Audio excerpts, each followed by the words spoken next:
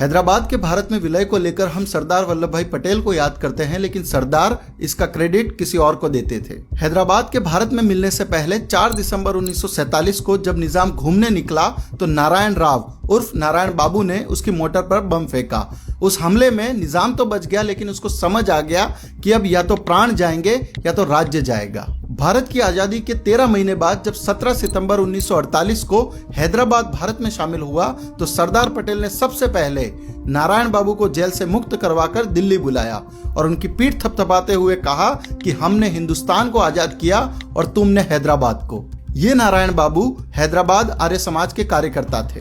दरअसल हैदराबाद में आर्य समाजियों ने बहुत पहले ही निजाम की सत्ता को हिला के रख दिया था, जिसका इंडियन आर्मी और पुलिस को बाद में बहुत लाभ हुआ। इस पर स्वयं सरदार पटेल ने कहा था कि आर्य समाज ने यदि पहले से भूमिका तैयार नहीं की होती तो 3 दिन में हैदराबाद में पुलिस एक्शन सफल नहीं हो सकता था। हैदराबाद की निजामशाही में हिंदुओं पर मंदिर बनाने, मंदिरों पर भगवा फहराने, हिंदी पढ़ने, स्कूल खोलने, भजन कीर्तन करने, अखाड़े खोलने, मुहर्रम के समय विवाह करने तथा पब्लिकली त्योहार मनाने पर प्रतिबंध था। इसके खिलाफ आर्य समाज ने 1892 से ही संघर्ष शुरू कर दिया था और जब तक हैदराबाद निजामशाही से आजाद नहीं हुआ तब तक ये संघर्ष जारी रहा। हैदराबाद मुक्ति आंदोलन का पहला बलिदान हुतात्मा वेद प्रकाश का था, जो कि मात्र 20 वर्षीय आर्य समाज के कार्यकर्ता थे।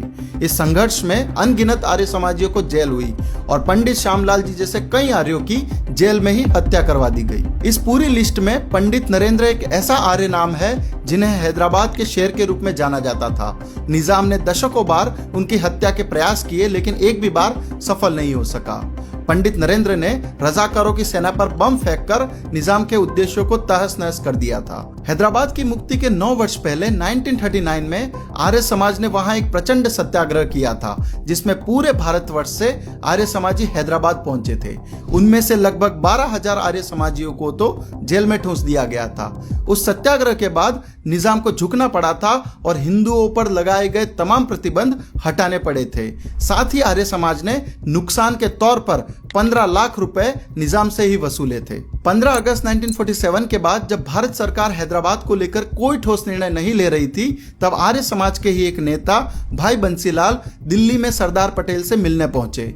उन्होंने कठोर शब्दों में सरदार से कहा कि भारत सरकार को अगर कुछ भी नहीं करना है तो हमें सीधा कह दिया जाए या हमें हथियार बांट दिए जाए, हम कर लेंगे हमें जो करना है। इसके बाद सरदार को समझ आ गया कि निजाम ऐसे नहीं मानेगा और उन्होंने हैदराबाद पर मिलिट्री एक्शन का आदेश दे दिया।